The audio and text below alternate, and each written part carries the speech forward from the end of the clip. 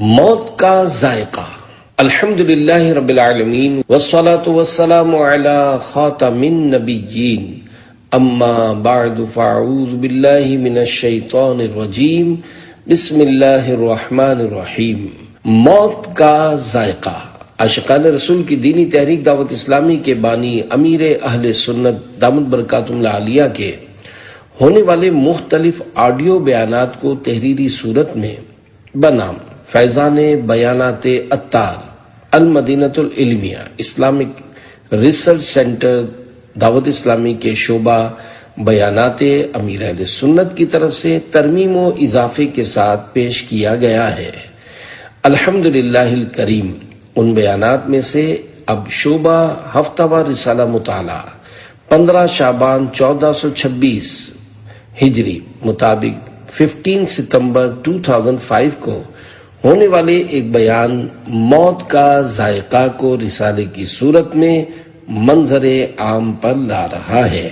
دعائے خلیفہ امیر اہل سنت، یا رب المصطفیٰ، جو کوئی 17 صفحات کا رسالہ موت کا ذائقہ پڑھ یا سن لے، اس کی قبر و آخرت کی منزلیں آسان فرما اور اس کی ماں باپ سمیت بلا حساب مغفرت فرما، آمین بجاہ خاتم النبیین صلی اللہ علیہ وآلہ وسلم۔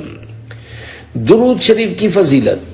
فرمان آخری نبی صلی اللہ علیہ وآلہ وسلم، مجھ پر کثرت سے درود پاک پڑھو، بے شک مجھ پر درود پاک پڑھنا تمہارے گناہوں کے لیے مغفرت ہے۔ صلو علی الحبیب صلی اللہ علی محمد۔ پیارے پیارے اسلامی بھائیوں، جس نے زندگی کا لطف اٹھایا اسے موت کا مزہ بھی چکھنا ہے۔ جو یہاں آیا ہے اسے ایک دن یہاں سے رخصت بھی ہونا ہے، اور جس نے اس دنیا کی رنگینیوں کو دیکھا ہے اسے موت کا منظر بھی دیکھنا ہے۔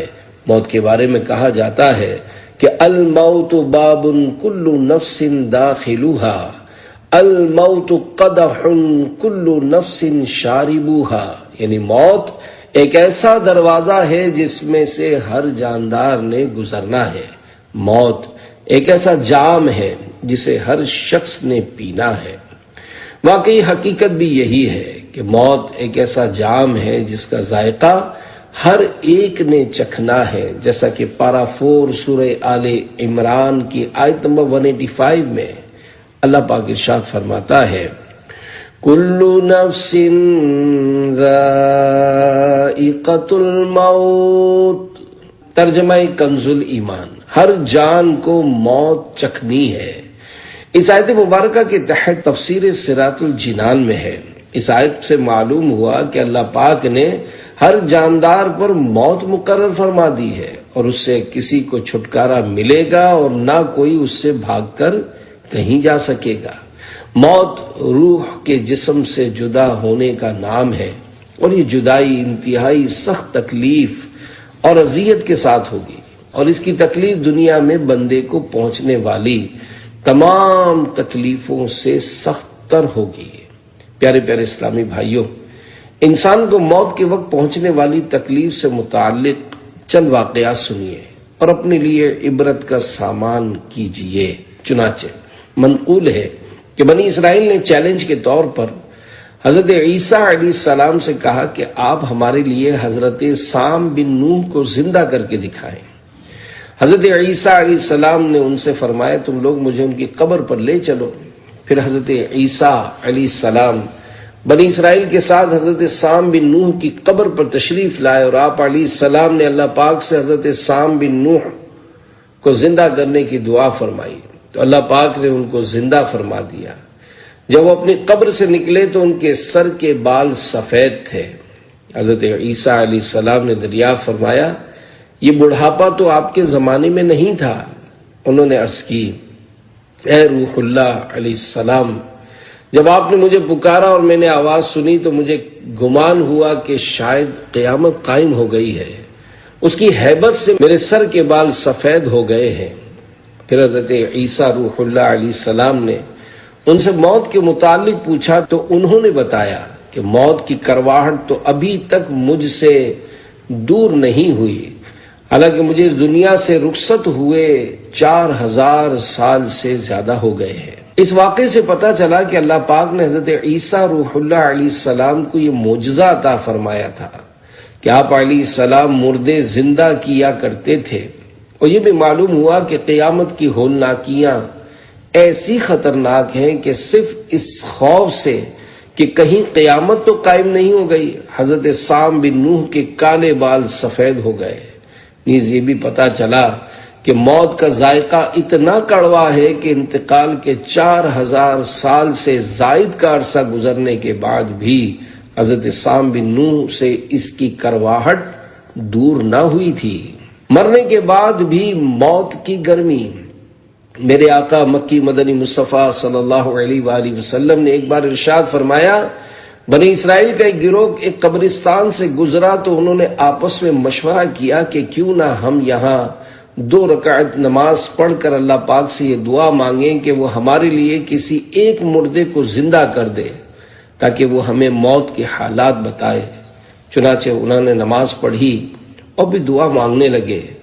ابھی دعا جاری تھی کہ اس دوران ان قبروں میں سے ایک ایسا شخص جس کی دونوں آنکھوں کے درمیان سجدے کا نشان نمایاں تھا، وہ اپنی قبر سے سر باہر نکال کر کہنے لگا، آپ لوگ مجھ سے کیا چاہتے ہو؟ مجھے انتقال کیے ہوئے 100 سال گزر چکے ہیں، لیکن اب تک موت کی گرمی مجھ سے دور نہیں ہوئی۔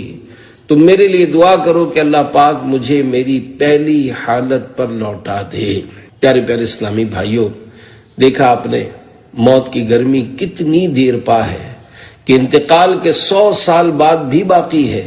دیکھیے، اگر ہمیں کوئی تکلیف پہنچتی ہے تو اس کا اثر کچھ ہی عرصے میں ختم ہو جاتا ہے، لیکن موت کے وقت پہنچنے والی تکلیف کا اثر سینکڑوں سال تک باقی رہتا ہے۔ لہذا عقل مندی یہی ہے کہ ہم موت کو کثرت کے ساتھ یاد کریں اور دنیا میں رہ کر موت اور اس کے بعد کی تیاری کریں۔ ہم آئے دن سنتے رہتے ہیں کہ فلاں کا انتقال ہو گیا اور فلاں کا انتقال ہو گیا، لیکن ہمیں کوئی خاص عبرت حاصل نہیں ہوتی۔ اسی طرح جب ہماری قبرستان حاضری ہوتی ہے تب بھی ہم عبرت حاصل نہیں کرتے، حالانکہ قبرستان کی حاضری کا اصل مقصد عبرت حاصل کرنا ہے، جیسا کہ حدیث پاک میں ہے، میں نے تم کو زیارت قبور سے منع کیا تھا، اب تم قبروں کی زیارت کرو کہ وہ دنیا سے بے رغبتی کا سبب ہے اور آخرت کی یاد دلاتی ہے۔ ہم قبرستان جاتے ہیں تو خوف خدا سے ہمارے آنسو نہیں نکلتے، جبکہ ہمارے پیارے آقا مکی مدنی مصطفیٰ صلی اللہ علیہ وآلہ وسلم ایک بار ایک قبر کے پاس بیٹھ کر اتنا روئے کہ چشمان اقدس یعنی مبارک آنکھوں سے نکلنے والے مبارک آنسوؤں سے مٹی نم ہو گئی۔ چنانچہ مبارک آنسوؤں سے مٹی نم ہو گئی۔ حضرت برا بن عازب رضی اللہ عنہ فرماتے ہیں کہ ہم نبی کریم صلی اللہ علیہ وآلہ وسلم کے ہمراہ ایک جنازے میں شریک تھے۔ آپ صلی اللہ علیہ وآلہ وسلم قبر کے کنارے بیٹھے اور اتنا روئے کہ آپ کی چشمان اقدس سے نکلنے والے آنسوؤں سے مٹی نم ہو گئی۔ پھر ارشاد فرمایا، اے بھائیو، اس قبر کے لیے تیاری کرو۔ آنسوؤں سے داڑھی تر ہو جاتی۔ صحابہ کرام رضی اللہ عنہم اور بزرگان دین رحمت اللہ علیہم کے حالات میں بھی ایسے واقعات ملتے ہیں کہ جب وہ قبرستان جاتے تو خوف خدا کے غلبے کے سبب خوب رویا کرتے تھے۔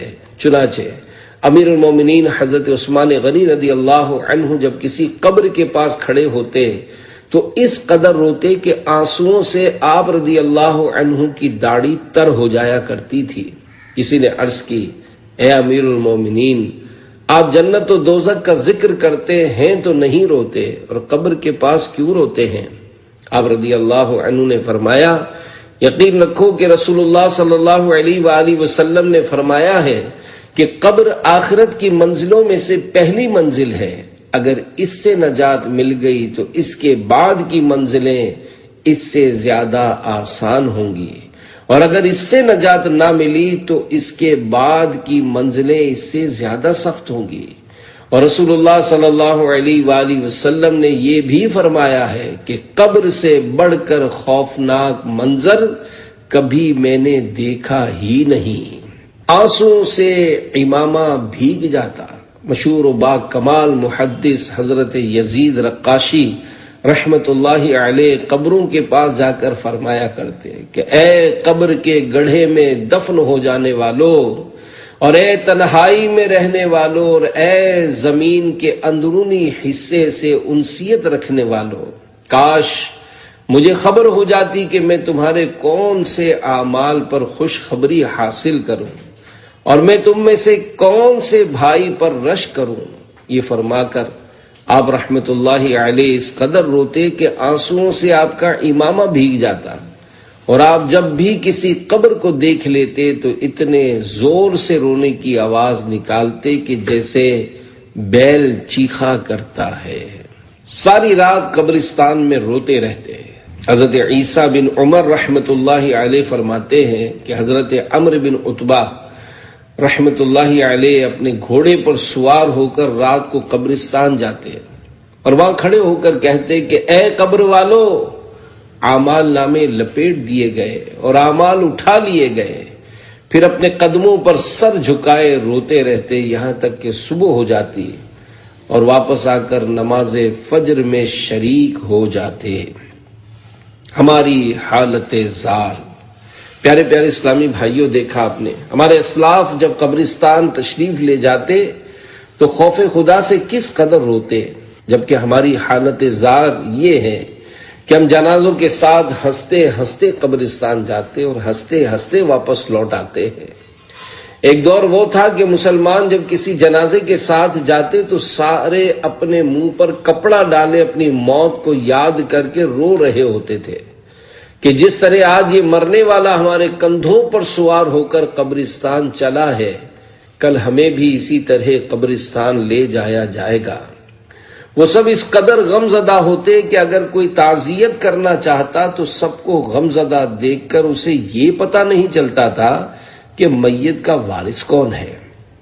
چنانچہ حضرت امام محمد غزالی رحمت اللہ علیہ ارشاد فرماتے ہیں، ایک دور تھا کہ جب کوئی جنازہ جا رہا ہوتا تو جنازے میں جس کو دیکھو وہ منہ پر کپڑا ڈالے رو رہا ہوتا تھا، اور اگر کوئی اجنبی تعزیت کرنا چاہتا تو اسے پتہ نہیں چلتا تھا کہ وہ کس سے تعزیت کرے۔ اب بھی لوگ جنازے پر روتے ہیں، لیکن ہر ایک نہیں بلکہ مخصوص افراد روتے ہیں۔ شاید ہی کوئی خوف خدا یا اپنی موت کو یاد کر کے اس لیے روتا ہو کہ مرنے والے کا قبر میں کیا بنے گا۔ آج کل عام طور پر لوگ مرنے والے کی محبت ہی میں روتے ہیں۔ یاد رکھیے، جنازے ہمارے لیے خاموش مبلغ کی حیثیت رکھتے ہیں۔ جو کچھ وہ زبان حال سے کہہ رہے ہوتے ہیں اس کی ترجمانی کسی نے کیا خوب کی ہے۔ جنازہ آگے آگے کہہ رہا ہے، اے جہاں والو میرے پیچھے چلے آؤ، تمہارا رہنما میں ہوں۔ قبر کا معاملہ بڑا نازک ہے۔ دیکھیے، قبر کا معاملہ بڑا نازک ہے۔ اگر ہم قبر میں پیش آنے والے معاملات کے بارے میں صحیح معنوں میں غور و فکر کریں تو ہماری ساری مستی اتر جائے، لیکن ہم ایسا نہیں کرتے۔ دیکھیے، اگر چند لوگ کسی کو گن پوائنٹ پر پکڑ کر لے جائیں اور پھر اسے کسی گڑھے کے پاس کھڑا کر کے کہیں ہم تمہیں نہ تو گولی ماریں گے اور نہ ہی تمہارا گلا گھونٹیں گے، البتہ کچھ دیر کے لیے اس گڑھے میں ڈال کر اسے قبر کی طرح بند کر دیں گے، ایسی صورت میں شاید اس کے لیے گڑھے میں بند کرنے کا صدمہ گولی مارنے کے صدمے سے زیادہ ہوگا، اور یہ سوچے گا کہ پتہ نہیں اس تنگ و تاریک گڑھے میں مجھ پر کیا گزرے گی۔ یاد رکھیے، قبر کا معاملہ کچھ دیر کے لیے گڑھے میں بند کر دینے کے معاملے سے کہیں زیادہ سخت ہے۔ دیکھیے، جب کسی کا انتقال ہو جاتا ہے تو مرنے والا غسل دینے اور کفن پہنانے والوں کو دیکھ رہا ہوتا ہے۔ اسے یہ بھی محسوس ہوتا ہے کہ اب لوگ مجھے اپنے کندھوں پر اٹھا کر قبرستان لے جا رہے ہیں، اور اسے یہ بھی پتہ چل رہا ہوتا ہے کہ اب لوگ ادھر سے پکڑو اور ادھر سے پکڑو کے نعرے لگا کر مجھے اندھیری قبر میں اتار رہے ہیں، مگر یہ سب کچھ پتہ چلنے کے باوجود وہ بولنے سے قاصر ہوتا ہے۔ پھر مردے کو قبر میں رکھنے کے بعد ہمارے یہاں یہ اعلان ہوتا ہے کہ کل کی مٹی دو، تو لوگ تھوڑی تھوڑی مٹی جمع کر کے لیتے ہیں، جسے حصول برکت کے لیے قبر میں ڈال دیا جاتا ہے۔ پھر لوگ پھٹے یا پتھر کی سلیں رکھ کر قبر کو بند کرنے لگتے ہیں، اور جب آخری سل یا پھٹا رکھا جاتا ہے تو قبر میں گھپ اندھیرا ہو جاتا ہے۔ اب لوگ قبر پر اس احتیاط کے ساتھ مٹی ڈالتے ہیں کہ کہیں سے بھی معمولی سوراخ کھلا نہ رہ جائے۔ اسی دوران بعض لوگ چلا کر کہتے ہیں کہ ادھر مٹی ڈالو، یہاں سوراخ ہے، تو یوں آخر کار لوگ منوں کے حساب سے مٹی ڈال کر قبر کو مکمل طور پر بند کر دیتے ہیں، اور پھر دعا مانگ کر اپنے اپنے گھروں کی طرف روانہ ہو جاتے ہیں۔ مرنے والا یہ سب کچھ دیکھ رہا ہوتا ہے، یہاں تک کہ جب لوگ اسے اندھیری قبر میں تنہا چھوڑ کر اپنے گھر کا رخ کر رہے ہوتے ہیں تو وہ ان کے قدموں کی آواز بھی سنتا ہے۔ چنانچہ حدیث پاک میں ہے، مردہ دفن کر کے جانے والوں کے جوتوں کی آواز سنتا ہے۔ پھر اس کی قبر میں منکر نکیر کی آمد ہوتی ہے اور سوالات و جوابات کا سلسلہ شروع ہو جاتا ہے۔ پھر مرنے والے کو اس کے اچھے برے اعمال کے مطابق جزا و سزا دی جاتی ہے۔ مثلاً اگر مرنے والا معاذ اللہ چوری، شراب نوشی یا زناکاری میں مبتلا ہو کر بغیر توبہ کیے مرا تھا تو اب اس کی قبر میں 2 سانپ بھیج دیے جاتے ہیں جو اس کا گوشت نوچ نوچ کر کھاتے ہیں۔ چنانچہ 2 سانپ نوچ نوچ کر گوشت کھائیں گے۔ حضرت مسروق رحمت اللہ علیہ سے روایت ہے، جو شخص چوری یا شراب نوشی یا زنا میں مبتلا ہو کر مرتا ہے اس پر 2 سانپ مقرر کر دیے جاتے ہیں جو اس کا گوشت نوچ نوچ کر کھاتے رہتے ہیں۔ اسی طرح اگر مرنے والا خیانت کرنے والا ہوا تو اس کی قبر میں آگ بھڑکا دی جائے گی، چنانچہ چادر آگ بن کر جلا رہی ہے۔ حضرت ابو رافع رضی اللہ عنہ فرماتے ہیں کہ ایک روز نبی کریم صلی اللہ علیہ وآلہ وسلم مدینہ منورہ کے قبرستان بقیع غرقد کے قریب سے گزرے تو فرمایا اف اف اف۔ اس وقت آپ صلی اللہ علیہ وآلہ وسلم کے ساتھ میں اکیلا ہی تھا۔ میں نے عرض کی، یا رسول اللہ صلی اللہ علیہ وآلہ وسلم، میرے ماں باپ آپ پر قربان، کیا بات ہے؟ آپ صلی اللہ علیہ وآلہ وسلم نے ارشاد فرمایا، میں نے اس قبر والے کو فلاں قبیلے پر عامل یعنی زکوٰۃ وصول کرنے کے لیے مقرر کیا تھا، اس وقت اس نے ایک چادر میں خیانت کی تھی، اور اب میں دیکھتا ہوں کہ وہی چادر آگ بن کر اسے جلا رہی ہے۔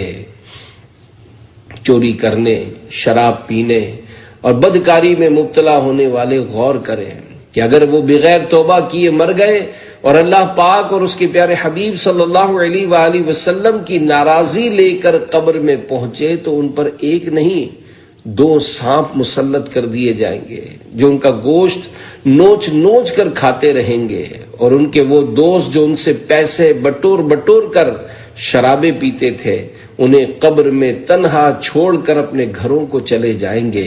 اسی طرح خیانت کرنے والے سوچیں کہ اگر وہ بھی بغیر توبہ کیے اس دنیا سے رخصت ہو گئے اور پھر خیانت کرنے کی وجہ سے ان کی قبر میں آگ بھڑکا دی گئی تو ان کا کیا بنے گا؟ لہذا عافیت اسی میں ہے کہ ابھی سے توبہ کر لی جائے، ورنہ خدا کی قسم قبر کا عذاب برداشت نہیں ہو پائے گا۔ ہو سکتا ہے شیطان آپ کو لمبی عمر پانے اور زیادہ دیر زندہ رہنے کی امید دلائے اور ابھی توبہ نہ کرنے پر اکسائے، تو یاد رکھیے اگر آپ لمبی عمر پانے کی امید پر جیے بھی تو کتنا جئیں گے؟ زیادہ سے زیادہ 60 یا 70 سال زندہ رہ لیں گے کہ عام طور پر بندہ اتنا ہی عرصہ رہ پاتا ہے اور پھر موت کا شکار ہو کر اندھیری قبر میں اتر جاتا ہے۔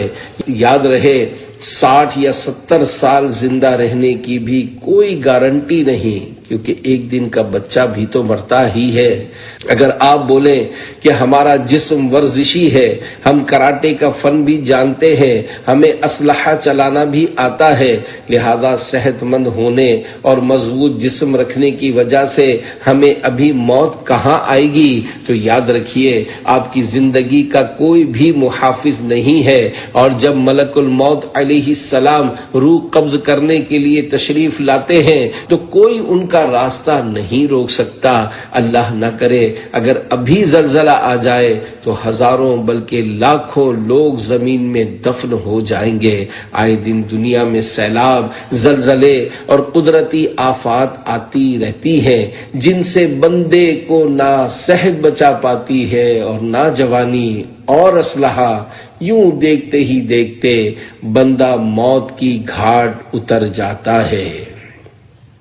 موت ٹھہری آنے والی آئے گی، جان ٹھہری جانے والی جائے گی، روح رگ رگ سے نکالی جائے گی، تجھ پہ ایک دن خاک ڈالی جائے گی، قبر میں میت اترنی ہے ضرور، جیسی کرنی ویسی بھرنی ہے ضرور، موت آئی پہلواں بھی چل دیے، خوبصورت نوجواں بھی چل دیے، قافلے کے قافلے رخصت ہوئے، خاک میں سارے کے سارے مل گئے، قبر روزانہ یہ کرتی ہے پکار، مجھ میں ہیں کیڑے مکوڑے بے شمار، یاد رکھ میں ہوں اندھیری کوٹھڑی، تجھ کو ہوگی مجھ میں سن وحشت بڑی، میرے اندر تو اکیلا آئے گا، ہاں مگر اعمال لیتا آئے گا، پہلوانوں کو پچھاڑا موت نے، کھیل کتنوں کا بگاڑا موت نے، ہاتھی جیسے بھی پچھاڑے موت نے، کیسے کیسے گھر اجاڑے موت نے۔ افسوس ہمیں موت کا احساس نہیں ہوتا، افسوس ہمیں موت کا احساس نہیں ہوتا، اور ہم صرف رسمی طور پر بیان سن کر منتشر ہو جاتے ہیں۔ اگر جانوروں کو موت کے بارے میں اتنا معلوم ہوتا جتنا ہمیں معلوم ہے تو کوئی جانور موٹا تازہ نہ ہوتا۔ چنانچہ سرور ذیشان دو جہاں کے سلطان صلی اللہ علیہ وآلہ وسلم کا فرمان نصیحت نشان ہے، موت کے بارے میں جو کچھ تمہیں معلوم ہے اگر جانوروں کو معلوم ہو جائے تو تم ان میں سے کسی فربا جانور کو نہ کھا سکو۔ یعنی جانور موت کے خوف سے دبلے اور پتلے ہو جاتے، لیکن انسان موت سے بے خوف ہو کر ہاتھی کا بچہ بن کر گھومتا، خوب کھاتا پیتا، جان بناتا اور ہنس ہنس کر گناہ کرتا ہے۔ حالانکہ جو ہنستے ہوئے گناہ کرے گا وہ روتے ہوئے جہنم میں داخل ہوگا، جیسا کہ حضرت ابن عباس رضی اللہ عنہما فرماتے ہیں، جو ہنستا ہوا گناہ کرتا ہے وہ روتا ہوا جہنم میں داخل ہوگا۔ ابھی آپ نے یہ حدیث سنی کہ موت کے بارے میں جو کچھ تمہیں معلوم ہے اگر جانوروں کو معلوم ہو جائے تو تم ان میں سے کسی فربا جانور کو نہ کھا سکو۔ اس ضمن میں ایک اونٹ کا واقعہ سنیے اور اپنے لیے عبرت کا سامان کیجیے۔ چنانچہ موت کی فکر سے اونٹ کی مستیاں جاتی رہیں۔ حضرت عیسیٰ روح اللہ علیہ السلام ایک بار اونٹوں کے ریوڑ کے پاس سے گزرے تو آپ علیہ السلام نے دیکھا کہ ان میں سے ایک اونٹ بڑی مستیاں کر رہا ہے، کبھی کسی اونٹ کو اپنا سر دے مارتا ہے اور کبھی کسی اونٹ کو کاٹنے کے لیے دوڑتا ہے اور اس پر جھپٹتا ہے۔ آپ علیہ السلام اس اونٹ کے قریب گئے اور اس کے کان میں فرمایا انکا میتن، یعنی تجھے مرنا ہے۔ یہ فرما کر حضرت عیسیٰ روح اللہ علیہ السلام آگے تشریف لے گئے۔ اب اس اونٹ پر موت کی ایسی فکر سوار ہوئی کہ اس نے کھانا پینا چھوڑ دیا، اس کی ساری مستیاں جاتی رہیں اور وہ دبلا پتلا ہو گیا۔ چند دن بعد حضرت عیسیٰ روح اللہ علیہ السلام جب دوبارہ وہاں سے گزرے تو دیکھا کہ وہی اونٹ دبلا پتلا ہو چکا ہے اور تمام اونٹوں سے الگ تھلگ ایک جگہ کھڑا ہے۔ آپ علیہ السلام نے چرواہے سے اس اونٹ کی حالت زار کے بارے میں پوچھا تو چرواہے نے عرض کی، میں صرف اتنا جانتا ہوں کہ اس اونٹ کے پاس سے ایک شخص گزرا تھا جس نے اس کے کان میں کوئی ایسی بات کہی کہ اس کے بعد سے اس نے کھانا پینا چھوڑ دیا اور اب یہ سب اونٹوں سے الگ تھلگ ہو کر ایک جگہ سست کھڑا رہتا ہے۔ پیارے پیارے اسلامی بھائیوں، دیکھا آپ نے، اونٹ جو ایک جانور ہے، اسے جب موت کے بارے میں پتا چلا تو اس نے کھانا پینا چھوڑ دیا، اس کی ساری مستیاں جاتی رہیں، حالانکہ اس کے لیے نہ نزاع کی سختیاں ہیں اور نہ ہی قبر کا عذاب اور جہنم کی ہولناکیاں ہیں۔ البتہ بعض جانور جہنم میں بھیجے جائیں گے لیکن عذاب پانے کے لیے نہیں بلکہ عذاب دینے کے لیے، اور انہیں وہاں کوئی تکلیف نہ ہوگی۔ ایک طرف تو موت کے خوف سے جانوروں کی یہ حالت ہے، جبکہ دوسری طرف ہم انسانوں اور مسلمانوں کی یہ صورتحال ہے کہ اس بات کا یقین ہونے کے باوجود غفلت کا شکار ہیں کہ ہمیں موت آئے گی، قبر میں پہنچائے گی اور اچھے برے اعمال کا بدلہ دلائے گی۔ اگرچہ کبھی کبھار سنتوں بھرے اجتماعات میں رقت انگیز بیان سن کر ہمیں اپنی موت کا احساس ہوتا ہے، مگر وہ جلد ہی ختم ہو جاتا ہے۔ بعض لوگ سر جھکا کر توجہ سے بیان سنتے اور اپنے گناہوں کو یاد کر کے کڑتے ہیں، مگر بیان ختم ہوئے ابھی تھوڑا سا وقت گزرتا ہے تو وہ حسب معمول اپنے دوستوں کے ساتھ خوب ہنسی مذاق کر رہے ہوتے ہیں۔ ایسے لوگ عام طور پر اگلے دن نماز فجر بھی نہیں پڑھتے، اگر جوش میں آ کر نماز فجر پڑھ لیتے ہیں تو ظہر نہیں پڑھتے، اور اگر اگلے دن ساری نمازیں پڑھ لیتے ہیں تو دوسرے دن نماز فجر کے لیے نہیں اٹھتے۔ یوں وہ دوبارہ غفلت کا شکار ہو جاتے ہیں۔ قبریں اندر سے ایک جیسی نہیں ہوتی۔ پیارے پیارے اسلامی بھائیوں، ہم قبرستان جاتے ہیں تو ہمیں سب قبریں اوپر سے بظاہر ایک جیسی معلوم ہوتی ہیں، سب ایک ہی طرح کے مٹی کے تودے ہوتے ہیں، لیکن یاد رکھیے یہ اندر سے ایک جیسی نہیں ہوتی، کیونکہ اندر سے کسی کی قبر باغ و بہار اور کسی کی آگ ہی آگ ہوتی ہے۔ کوئی اپنی قبر میں اللہ پاک کی نعمتوں کے مزے لوٹ رہا ہوتا ہے اور کوئی عذاب کا شکار ہوتا ہے۔ چنانچہ حضرت محمد بن سماک رحمت اللہ علیہ نے ایک بار قبرستان کو دیکھ کر فرمایا، اے لوگو، ان قبروں کی خاموشی سے دھوکہ مت کھانا کہ یہ چپ چاپ ہیں، نہ، ان کے اندر بصیرہ کرنے والے سب ایک جیسے نہیں، ان میں سے بعض بہت تکلیف میں ہیں اور بعض راحت میں ہیں۔ تو ہر عقل مند کو چاہیے کہ قبر میں داخل ہونے سے پہلے اسے بہت زیادہ یاد کرتا رہے۔ حضرت سفیان ثوری رحمت اللہ علیہ کا ارشاد ہے، جو شخص قبر کو بہت یاد کرے گا تو وہ اسے جنت کے ایک باغ کی مانند پائے گا، اور جو اس سے غافل ہو گیا وہ اسے جہنم کا گڑھا پائے گا۔ ہم غافلین کا کیا بنے گا؟ ہمیں تو موت کا ذکر سننا ہی پسند نہیں ہے۔ آپ کو بہت سے لوگ ایسے بھی ملیں گے جو یہ کہہ کر سنتوں بھرے اجتماعات میں نہیں آتے کہ دعوت اسلامی والے موت کر کے ہمارا موڈ خراب کر دیتے ہیں۔ ایسوں کے لیے عرض ہے کہ ہمارے اسلاف بھی اپنے خطبوں میں لوگوں کو موت کی یاد دلایا کرتے تھے۔ چنانچہ اے اللہ کے بندو، موت کو یاد رکھو۔ امیر المومنین مولا مشکل کشا حضرت علی المرتضی شیر خدا رضی اللہ عنہ نے ایک بار کچھ اس طرح خطبہ ارشاد فرمایا، اے اللہ کے بندو، موت کو یاد رکھو اور اس کے لیے تیاری کرو کہ اس سے بچنا ناممکن ہے۔ اگر تم اس سے مقابلہ کرو گے تو یہ تمہیں دبوچ لے گی اور بھاگنا چاہو گے تو پکڑ لے گی۔ موت تمہاری پیشانی میں پیوست کر دی گئی ہے، لہذا عذاب موت سے نجات کا کوئی ذریعہ تلاش کرو، موت کی طرف پیش قدمی کرو کہ قبر تمہاری منتظر ہے اور وہ تمہیں جلد سے جلد اپنے پاس بلا رہی ہے۔ یاد رکھو، قبر یا تو جنت کا ایک باغ ہے یا جہنم کا ایک گڑھا۔ یاد رکھیے، اگر ہم آج موت سے ڈر کر نمازی بن گئے اور ہم نے گناہوں سے کنارہ کشی اختیار کر لی تو یہ ہمارے لیے اچھا ہے کہ کل ہمیں قبر میں راحت ملے گی، ورنہ اگر آج ہم موت سے بے فکر ہو کر گناہوں بھری زندگی گزارنے لگے تو مرنے کے بعد قبر میں ہمارے لیے خوف ہی خوف ہوگا۔ دیکھیے، مرنے کے بعد کی زندگی مرنے سے پہلے کی زندگی سے زیادہ پاورفل ہوتی ہے۔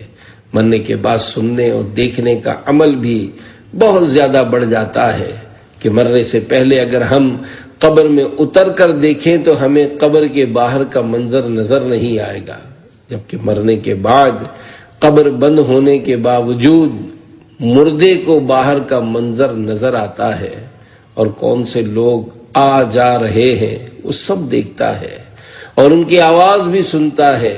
جبھی تو ہم قبرستان جا کر مردوں کو سلام کرتے اور یہ کہتے ہیں، السلام علیکم یا اہل القبور یغفر اللہ لنا ولکم انتم سلفنا ونحن بالاثر، یعنی اے قبر والو تم پر سلام ہو، اللہ ہماری اور تمہاری مغفرت فرمائے، تم لوگ ہم سے پہلے چلے گئے اور ہم تمہارے بعد آنے والے ہیں۔ یاد رکھیے، سلام اسے کیا جاتا ہے جو سنتا ہو اور جواب بھی دیتا ہو، جیسا کہ حکیم الامت حضرت مفتی احمد یار خان رحمت اللہ علیہ فرماتے ہیں، قبرستان میں جا کر پہلے سلام کرنا، پھر یہ عرض کرنا، السلام علیکم اہل الدیار من المؤمنین والمسلمین وَإِنَّا إِن شَاءَ اللَّهُ بِكُمْ لَلَاحِقُونَ، سنت ہے۔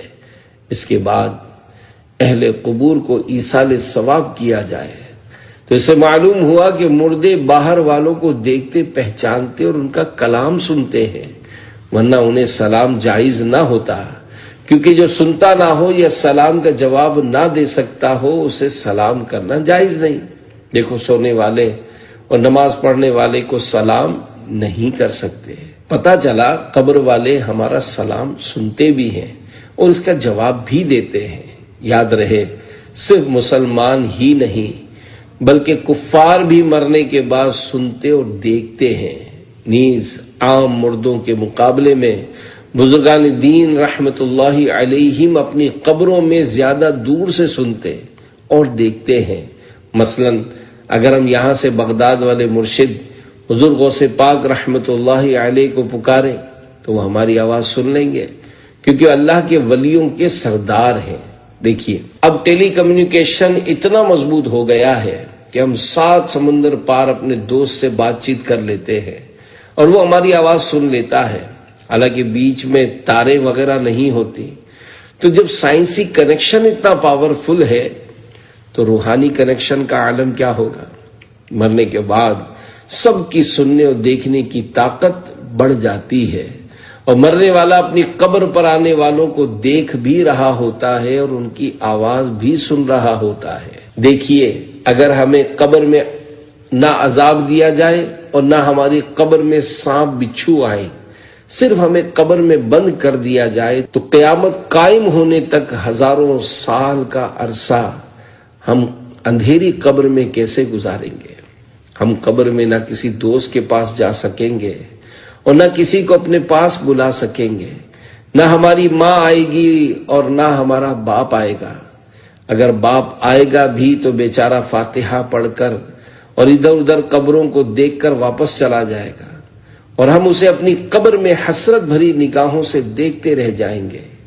ذرا غور کیجئے، اگر ہمیں کسی عالی شان بنگلے میں قید کر دیا جائے اور وہاں ہمیں زندگی کی ضرورت کی ہر چیز دے دی جائے، مثلا بتیاں، پنکھے، ایئر کنڈیشن روم، نرم گدیلے، کھانے پینے کی اشیاء وغیرہ سب سہولیات میسر ہوں، مگر اس بنگلے میں ہم اکیلے ہوں اور ہمارے پاس کسی کے آنے جانے پر پابندی ہو، تو یقین مانیے ہم اس میں 1, 2 یا 3 دن ٹھہر پائیں گے، بلکہ ہم میں سے بعض تو ایسے بھی ہوں گے جو 1 دن بھی تنہا رہنا برداشت نہ کر سکیں گے۔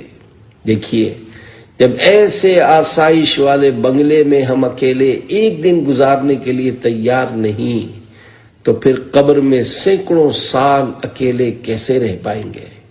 یاد رکھیے، آج ہم دنیا کی رنگینیوں میں پھنس کر قبر کو بھولے بیٹھے ہیں، جبکہ کہا جاتا ہے کہ قبر روزانہ 5 مرتبہ پکار کر کہتی ہے، اے آدمی تو میری پیٹھ پر چلتا ہے جبکہ میرا پیٹ تیرا ٹھکانہ ہے، اے آدمی تو میری پیٹھ پر ہنستا ہے جلد ہی میرے اندر آ کر روئے گا، اے آدمی تو مجھ پر حرام کھاتا ہے ان قریب میرے پیٹ میں تجھے کیڑے کھائیں گے، اے آدمی تو میری پیٹھ پر خوشیاں مناتا ہے ان قریب مجھ میں غمگین ہوگا۔ خدا کی قسم، اس قبر کی پکار میں عبرت ہی عبرت ہے۔ اے کاش ہمیں عبرت نصیب ہو جائے، اور اس سے پہلے کہ یہ شور مچے فلاں کا انتقال ہو گیا ہے، جلدی جلدی غسال کو بلا لاؤ، جلدی جلدی کفن لے آؤ، اور جلدی جلدی قبر کھودنے کا انتظام کرو۔ پھر غسال تختہ اٹھائے چلا آ رہا ہو، ہمیں غسل دیا جا رہا ہو، کفن پہنایا جا رہا ہو، ہمارے لیے قبر کھودنے کا انتظام کیا جا رہا ہو، اور پھر ہمیں اندھیری قبر میں اتار دیا جائے، تو اس سے پہلے ہی موت کی یاد کو پیش نظر رکھیے اور جلدی جلدی اپنے گناہوں سے سچی توبہ کر لیجئے۔ کر لے توبہ، رب کی رحمت ہے بڑی، قبر میں ورنہ سزا ہوگی کڑی۔ موت کو یاد رکھنے کے طریقے۔ پیارے پیارے اسلامی بھائیوں، موت کی یاد کو پیش نظر رکھنے کے چند طریقے پیش خدمت ہیں، غور سے سنیے اور اپنے لیے موت کی یاد کا سامان کیجیے۔ نمبر 1، جنازوں میں شرکت کیجیے۔ نمبر 2، قبرستان جانے کی عادت بنائیے۔ نمبر 3، موت کے موضوع پر ہونے والے بیانات سنیے۔ نمبر 4، عبرت ناک واقعات کا مطالعہ کیجیے۔ نمبر 5، عاشقان رسول کی دینی تحریک دعوت اسلامی کے مدنی قافلوں میں سفر کو اپنا معمول بنا لیجیے۔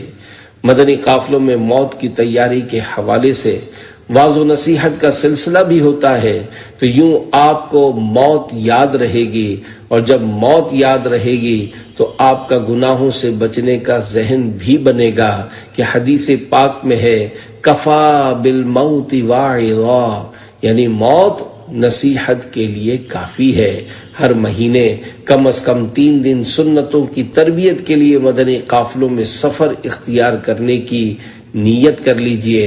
اپنا نمازوں کا بھی ذہن بنا لیجئے اور سچی نیت کیجئے کہ آج کے بعد انشاءاللہ ہماری کوئی نماز قضا نہیں ہوگی، ہمارا ماہ رمضان کا کوئی روزہ قضا نہیں ہوگا، ہم فلمیں ڈرامے دیکھنے اور گانے باجے سننے سے بچیں گے، ہم والدین کو نہیں ستائیں گے، مسلمانوں کی چغلیاں نہیں کھائیں گے، مسلمانوں کی غیبتوں، تہمتوں اور الزام تراشیوں سے بچیں گے، مسلمانوں کی آبرو ریزی نہیں کریں گے اور ان کے عیب چھپائیں گے۔ نیز یہ بھی نیت کر لیجئے کہ ہم دعوت اسلامی کے ہفتہ وار سنتوں بھرے اجتماع میں پابندی سے شرکت کریں گے۔ اللہ پاک ہمیں خوب خوب نیکیاں کرنے، گناہوں سے بچنے اور مرنے سے پہلے قبر و حشر کی تیاری کرنے کی توفیق عطا فرمائے۔ آمین بجاہ خاتم النبیین صلی اللہ علیہ وآلہ وسلم۔ صلو علی الحبیب صلی اللہ علی محمد محمد محمد محمد محمد محمد محمد محمد محمد